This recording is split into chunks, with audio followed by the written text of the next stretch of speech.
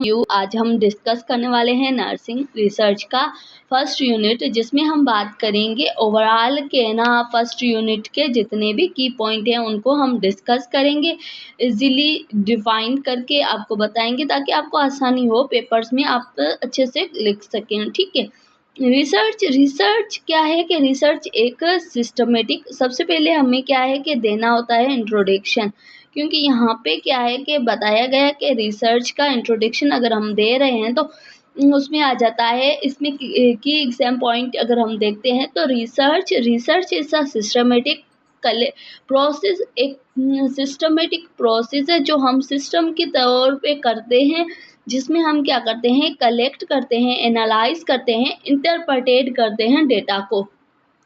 हम क्या करते हैं कि एक रिसर्च में यही होता है कि हम एक रिसर्च मीन्स सर्च अगेंस्ट, हम किसी भी चीज़ को दोबारा से सर्च करते हैं, उसके बारे में जो भी स्टडी है उसके बारे में हम और ज़्यादा डेटा कलेक्ट करते हैं, तो फिर उस डेटा को इंटरप्रेट करते हैं, एनालाइज करते हैं information to answer the question and solve problem, और जो भी प्रॉब्लम है हमारे पास उसका क्वेश्चन देखते हैं और उस प्रॉब्लम को सॉल्व करते हैं।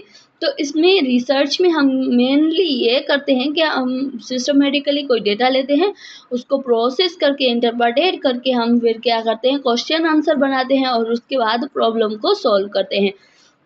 Nursing research focus on the patient, जो भी improve patient care, nursing practice, education and health care outcomes. जो भी नर्सिंग रिसर्च है ना, वो हम क्यों करते हैं, क्यों ज़रूरी है, वो क्या करता है, इम्प्रूव करता है पेशेंट की केयर को, एंड नर्सिंग प्रैक्टिस को इम्प्रूव करता है, education and health care outcomes को इम्प्रूव करता है, इसलिए हम नर्सिंग रिसर्च को यूज़ करते हैं मेनली। ठीक है, उसके बाद अगर हम बात वे ऑफ नोइंग्स, जिसमें आ जाता है सोर्स ऑफ ह्यूमन नॉलेज के कौन कौन से ऐसे सोर्स हैं जिनके थ्रू हम क्या करते हैं, नॉलेज लेते हैं और हम अपनी रिसर्च करते हैं, कौन कौन से ऐसे सोर्स है उनको अगर देखते हैं तो सबसे पहले हम ट्रेडिशन को देखते हैं। ट्रेडिशन में क्या है कि हमें नॉलेज मिलती है expected because it has been follow for the generations. वो क्या करती है, ट्रेडिशन में हमें एक नॉलेज मिलती है कि किस तरीके से एक्सपेक्ट करनी चाहिए और एक्सपेक्टेशंस होती है और कैसे जनरेशन टू जनरेशन फॉलो होती है, वो सारी चीज़ें वो चीज़ पता चलती है। For example tradition health practice क्या है, हमें ये क्या ट्रेडिशन से पता चलता है। अथॉरिटीज़ में knowledge gain for the experts और प्रोफेशनल, हम क्या करते हैं, अथॉरिटी बेस पे हम अगर नॉलेज लेना चाहते हैं, हमारे कोई सीनियर है, हमारे कोई, हम डॉक्टर्स से ले सकते हैं, एज अ नर्सिस स्टाफ जो सुपरविजन होता है वहाँ का, उससे ले सकते हैं नॉलेज। तो वो एक क्या है कि एक्सपर्ट भी है उस चीज़ में और प्रोफेशनल उसको नॉलेज भी है, तो उससे हमें क्या है कि ज़्यादा नॉलेज मिलती है, गेन होती है। फॉलो द डॉक्टर रिकमेंडेशंस, जो भी डॉक्टर बता रहा है उसको हम फॉलो करके हमें क्या है कि उस चीज़ से इंफॉर्मेशन मिलती है। उसके अलावा एक्सपीरियंस में आ जाता है knowledge gain through the personal practice, हम खुद किसी चीज़ के बारे में प्रैक्टिस करते हैं फिर हमें नॉलेज मिलती है, तो वो हमारा एक्सपीरियंस बन जाता है, तो उससे भी हम क्या करते हैं, डेटा कलेक्ट करते हैं। ठीक है, और ट्रेड और एरर्स में ये चीज़ें आ जाती है कि कौन कौन से ऐसे ट्रेड्स और कि कहाँ से हम लर्न करते हैं, learning through the repeated attempts, बार बार उस चीज़ को करना, उससे हम क्या क्या सीख रहे हैं, तो वो आ जाता है ट्रेड और एरर्स में। उसके अलावा intuitions understand based on the feelings और इंस्टेंट, जो भी फीलिंग्स होती है उसके बेस पे हम अंडरस्टैंड करें तो उसको हम इंस्टीट्यूशंस कहते हैं। ठीक है, उसके अलावा साइंटिफिक मेथड में आ जाता है most reliable way for gain knowledge based on observations and evidence based systematic investigation, हम एक एविडेंस बेस्ड ऑब्जर्वेशन करते हैं और सिस्टमेटिक का क्या करते हैं, इन्वेस्टिगेशन करते हैं, तो उसको हम क्या कहेंगे, उसको हम कहते हैं साइंटिफिक मेथड, मीन्स कि एक मोस्ट रिलायबल वे हो जहाँ से हम डेटा ले सके। किसी भी पेशेंट के बारे में, ठीक है। उसके अलावा हमारा पर्पस क्या होता है, उसके बाद बात करते हैं पर्पस ऑफ साइंटिफिक रिसर्च के कौन कौन से पर्पस होते हैं साइंटिफिक रिसर्च के, तो वो हम देखते हैं। तो सबसे पहले आ जाता है हमारा जो सबसे पहले डिस्क्रिप्शन, हमारे पास किसी हम रिसर्च कर रहे हैं तो हमारा मकसद यही होता है कि हम उस चीज़ के बारे में डिस्क्रिप्शन मिले और उस चीज़ को एक्सप्लोर कर सके या फिर उस चीज़ को एक्सप्लेन कर सके, ज़्यादा से ज़्यादा उस चीज़ के बारे में हमें नॉलेज हो और उस चीज़ के बारे में हम प्रेडिक्शन कर सकें, उस चीज़ को कंट्रोल कर सकें।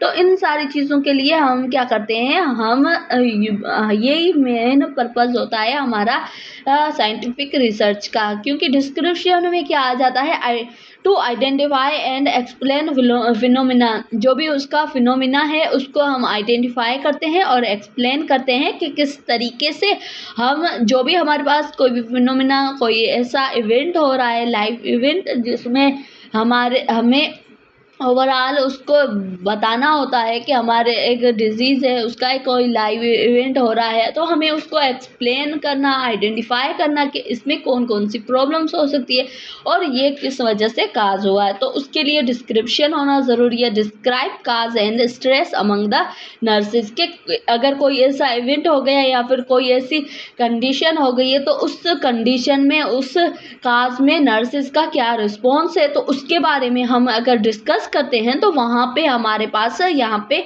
आ जाता है description cause and stress among the nurses. कोई ऐसा इवेंट हुआ है उसमें जो भी काज और इवेंट हुए हैं उसमें कौन कौन से स्ट्रेस हुए हैं नर्सेस को।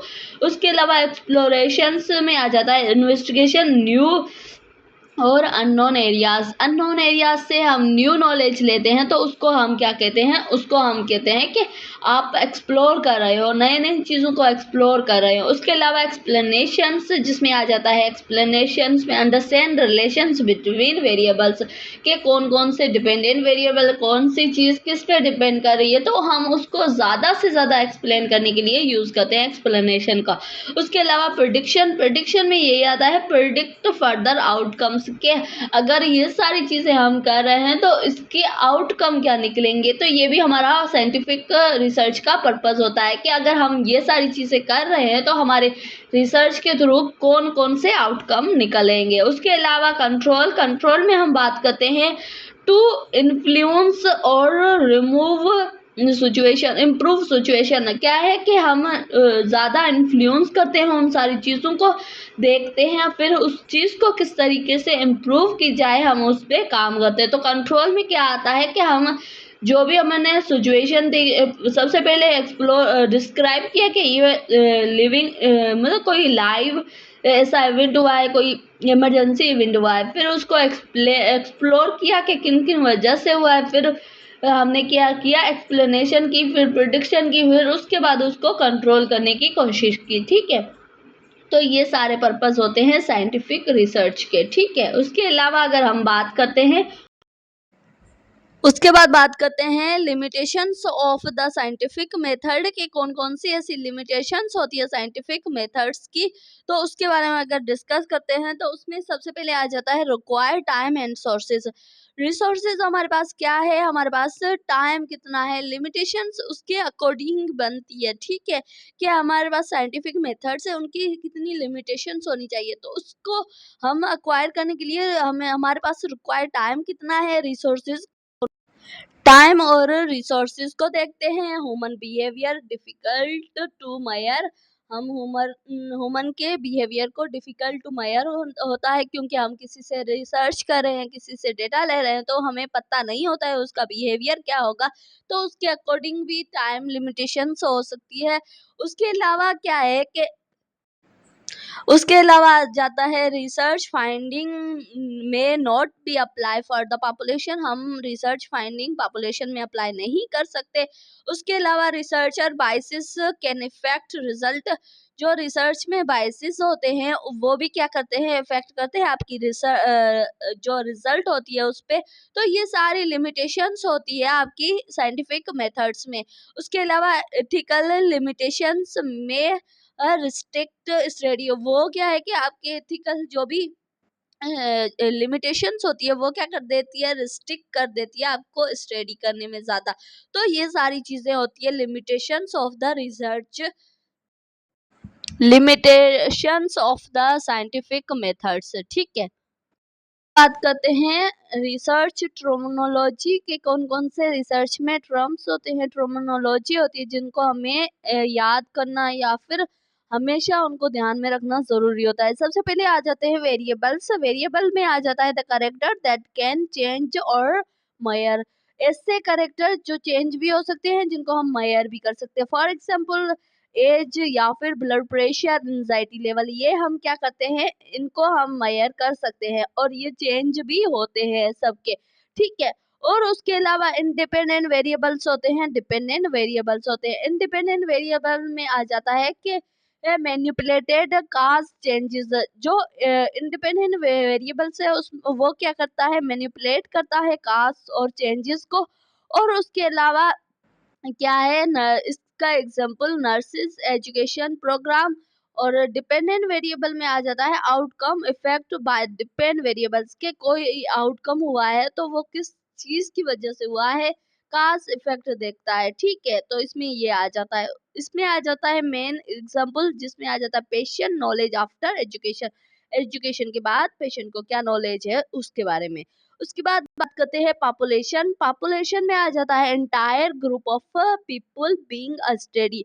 हम एंटायर ग्रुप ऑफ पीपल की अगर स्टडी करते हैं जिसमें बहुत ज्यादा ग्रुप हो तो उसको हम पॉपुलेशन कहते हैं।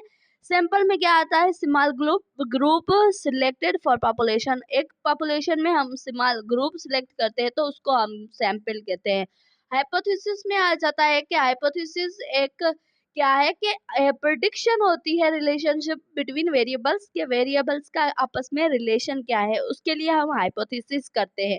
उसके अलावा थ्योरी, थ्योरी में क्या आ जाता है, a set of concept explaining relationship. जो सेट ऑफ कॉन्सेप्ट होता है वो क्या करता है, एक्सप्लेन करता है रिलेशंस कि इस वेरिएबल का इसमें रिलेशन क्या है, ठीक है। उसके अलावा कॉन्सेप्शन, कॉन्सेप्ट जिसमें आ जाता, उसके बाद बात करते हैं जो थ्योरी है उसमें आ जाता है रिलेशनशिप। उसके अलावा कॉन्सेप्ट में आ जाता है obstruct idea use for research, कि कौन कौन से आइडियाज है हमारे पास रिसर्च के लिए। उसके अलावा डेटा आ जाता है, डेटा में इंफॉर्मेशन कलेक्टिंग ड्यूरिंग रिसर्च। जो भी हमने रिसर्च के दरमियान जो भी डेटा कलेक्शन किया तो उसको हम कहते हैं, ठीक है। ये ओवरऑल आ जाता है अपने इसमें, क्या है ना, आप किस तरीके से, क्या है ना, आप कौन कौन सी टर्मिनोलॉजी यूज कर रहे हैं रिसर्च में। So thank you so much. आज का वीडियो इतना ही, मिलते हैं नेक्स्ट वीडियो में। ओवरऑल फर्स्ट यूनिट को हमने क्लियर किया है, उसके बाद हम सेकंड थर्ड फोर्थ सबको हम क्लियर करेंगे। जितने भी नर्सिंग रिसर्च के यूनिट हैं उनको हम की पॉइंट करके सिंपल ही तरीके से हम डिस्कस करेंगे। So thank you.